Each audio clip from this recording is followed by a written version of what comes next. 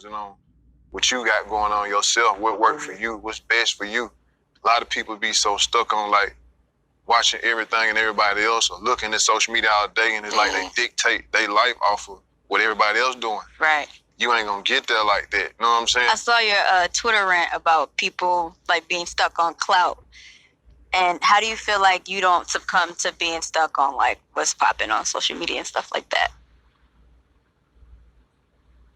I don't know. It's like some shit like it's just in you and it ain't. Right. That shit just ain't in me. You be on there often, or you just don't even really? Everybody be on social media, but it's like y'all know the ones you can look and tell the ones it's just they live their life for social media. You know what I'm saying? You know how to it's like the shit Drake just sitting there around like people having more followers than dollars. And that shit just the honest to God truth. You know what I mean? And some people ain't got the followers yet, but they ain't thinking about the dollars. They thinking about the number of them followers. They want them followers. They ain't even really stuck on the dollars. Like, they want them followers. They want that attention. It used to be called attention. Like, everybody used to want attention.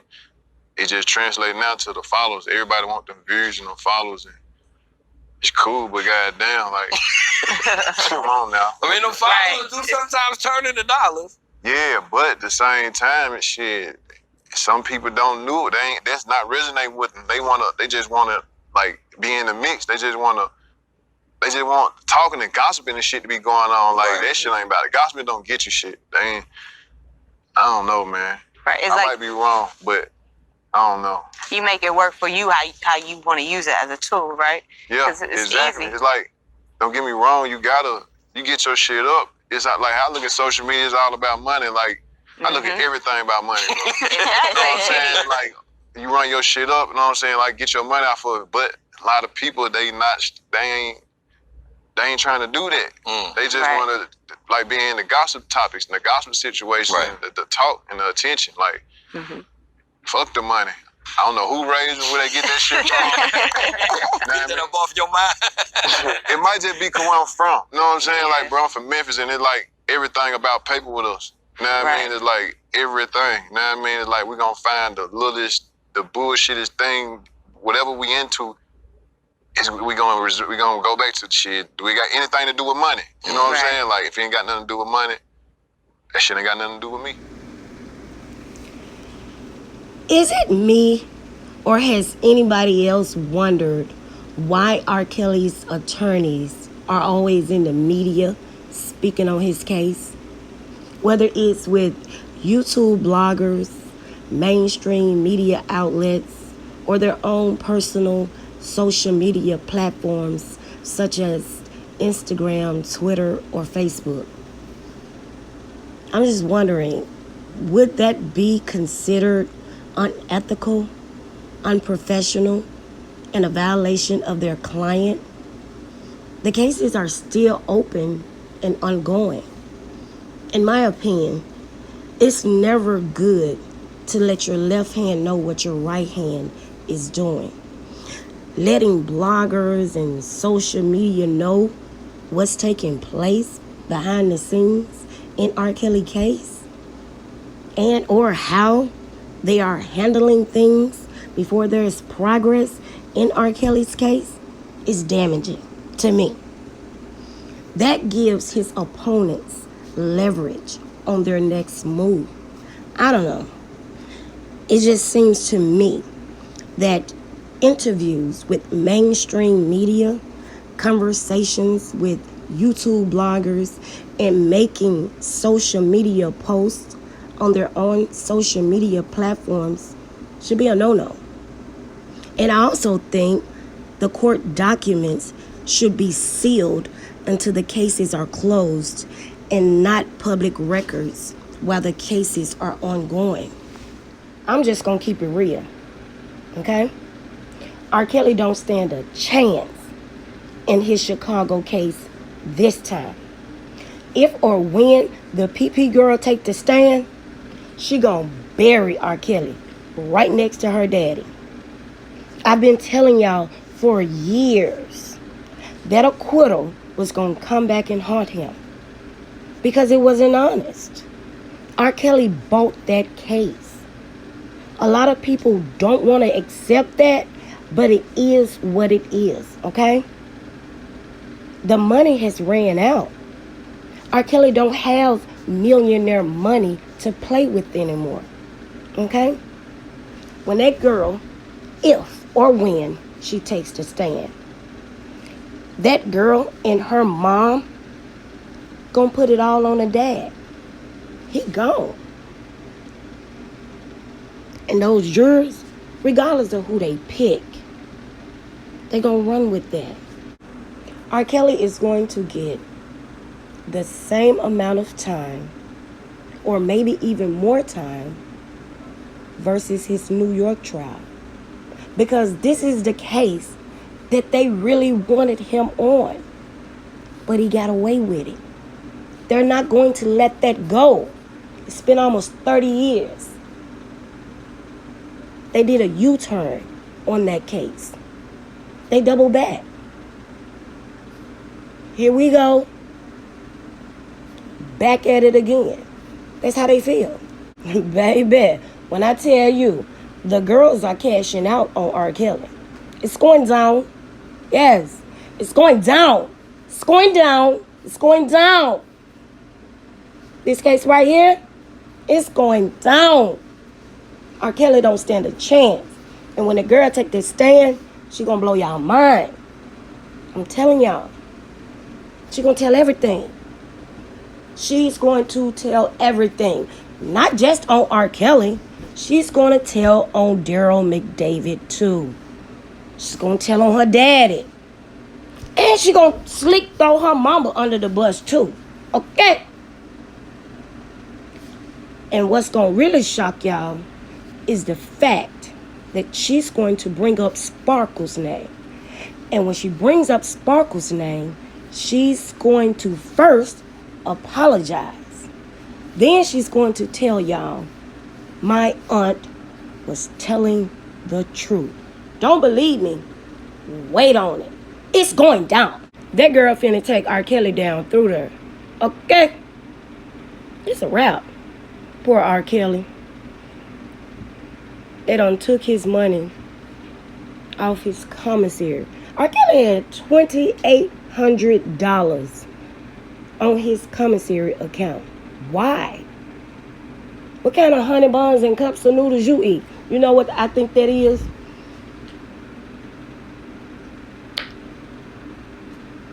R. Kelly was paying them goons to stay off him.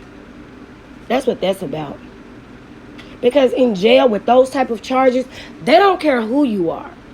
Okay? You ain't get no passes. You're going to get beat up every chance an inmate get. And I think R. Kelly was paying for protection because, baby, don't know Zuzus and Wham Whams cost $2,800 or medical in jail. They seized his money and left him with only $500. The government got the $2,300. They said, you going to pay us. You going to pay these fines. We going to get it one way or another. Poor R. Kelly. This is so sad. It's so sad. It's actually pathetic if you really think about it. R. Kelly don't stand a chance in his Chicago case this go round. They got their feet on his neck. It's over. Okay? R. Kelly is going to get, if not the same amount of time that New York gave him, he's going to get even more time. Because this is the case that they really wanted him on. But he beat it. They don't like that. They coming. Okay? They coming for R. Kelly. He's going to have to relive that 2008 trial all over again. And they will not lose this time. I don't want to hurt nobody. But on this channel, you going to get the real. I ain't sugarcoating nothing. I live in reality. I don't live in no bubble. I know how the streets work and I know how the courts work. The courts ain't nothing but the track. That's all it is. It's going down. And for those who haven't come to the reality of it, I'm sorry that you are that naive. Because it is what it is. R. Kelly gone. Okay? Especially after this trial right here. He gone. R. Kelly finna be in jail for at least a minimum of 10 years. At least. And he gonna do all that time. And that's the reality of it. I'm sorry that the fake fans, because most of them are fake, and the supporters and the fanatics have not come to terms with it. But it is what it is. R. Kelly don't stand a chance in this Chicago trial. And that's a fact, Jack.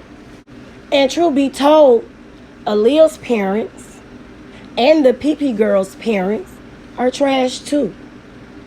Y'all can run with that. But the fact of the matter is, the reason they matter so much is the fact that Aaliyah was a celebrity, okay?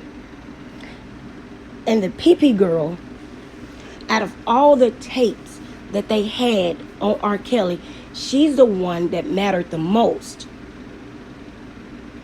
because she was underage.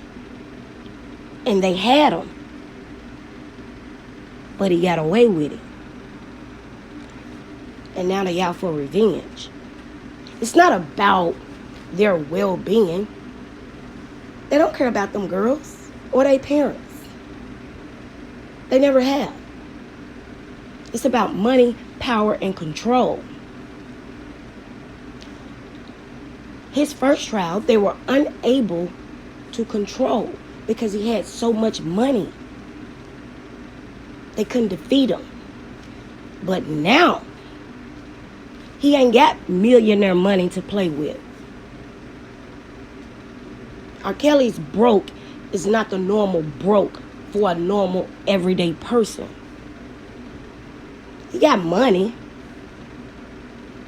but he ain't got millionaire money anymore. It's a difference. They coming for R. Kelly in this Chicago case. And they going harder than they did in New York. Because this is the case that they really wanted him on, but he got away. They're not going to let that go. I'm not sure why that's so hard for some people to comprehend. I understand the streets. I understand the courts. The courts ain't nothing but the track. Okay? That's what it is. R. Kelly don't stand a chance with that PP girl at all. And before I let y'all go, I'm going to speak on the jury selection for his Chicago trial. They let one lady go today because she was being honest. She said that she read some things. She saw Surviving R. Kelly. And her mind was already made up. Long story in a nutshell. But the thing is, all of them are not going to be as honest as she was. Okay? There's not a juror that's going to be selected that has not seen Surviving R. Kelly or all the drama online. If they tell them that, they'll be lying. Okay? It is what it is. And the jurors that they select, their minds are already made up.